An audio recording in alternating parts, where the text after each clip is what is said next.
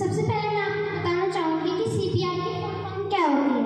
CPR की full form होती है कार्डियोपल्मोनरी रजिस्ट्रेशन। जैसे मेडिकल के टूल्स होते हैं वैसे ही इसमें टूल्स हैं, पर ये ओनली 3 है। सी कार्डियो, इसे हम हार्ट के लिए यूज़ करते हैं। पी प्लमोनरी, इसे हम लंग्स के लिए यूज़ करते हैं। आर रजिस्ट्रेशन, इसे हम बॉडी कवर के लिए यूज़ करते हैं। अब मान लीजिए कोई इंसान बेहोश हो गया है, तो सबसे पहले हम पता करेंगे कि वो हार्ट अटैक से बेहोश हुआ है या फिर वो नॉर्मली हुआ है। तो इसे चेक करने का सबसे आसान तरीका है, अगर वो नॉर्मली बेहोश हुआ है तो उसकी दिल की धड़कनें चल रही होंगी और वो सांस ले रहा होगा। अगर उसे हार्ट अटैक आया है और वो जब बेहोश हुआ है तो उसकी दिल की धड़कनें बहुत कम चल रही होंगी और उसकी सांस धीमी होंगी। तो सबसे पहले हम चेक करेंगे कि उसकी सांस चल रही है या नहीं चल रही है। चेक करने का सबसे इजी तरीका है कि अपने 2 फिंगर्स लीजिए, उसके नोज के पास ले जाइए।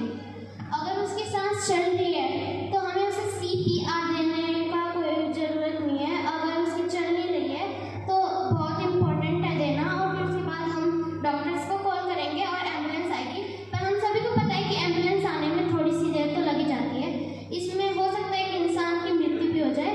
अगर हमें सीपीआर आती है तो हम उस इंसान को बचा भी सकते हैं। तो आ जाइए सीखते हैं सीपीआर कैसे करते हैं। जैसे कि मैंने बताया था कि सीपीआर के 3 टूल्स होते हैं, उनका यूज़ कहाँ का होता है मैं बताऊंगी। सबसे पहले अगर उसकी सांस बहुत धीमे चल रही है तो सबसे पहले हम उसका सिर पकड़ेंगे कुछ इस प्रकार से और फिर इसके बाद उसे ऊपर करेंगे, जिसके कारण उसकी सांस की जो नली होती है वो खुल जाएगी और उसकी सांस आने लगेगी। और फिर उसके बाद हम इसकी पल्सेस पल्सेस 2 प्रकार की होती हैं, एक तो कार्डियोइड पल्सेस और एक रेडियोइड पल्सेस। जो कार्डियोइड पल्सेस होती है वो गर्दन के पास होती है।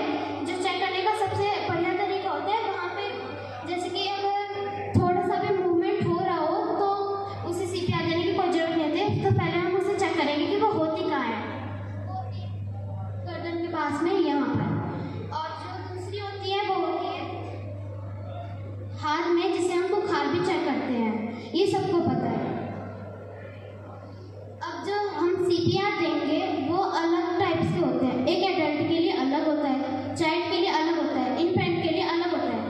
जो एडल्ट के लिए होता है वो कुछ इस प्रकार से होता है, हमें अपनी जो ये हथेली होती है उसे फोल्ड नहीं करना चाहिए और फिर उसके बाद प्रेस करना चाहिए। और प्रेस कहाँ करना चाहिए, जो लंग्स है बीच में हल्का सा गैप है वहाँ पे करना चाहिए, और हमें 2 इंचेस तक नीचे ले जाना चाहिए, ज़्यादा नहीं, वरना उसकी हड्डी भी टूट सकती है।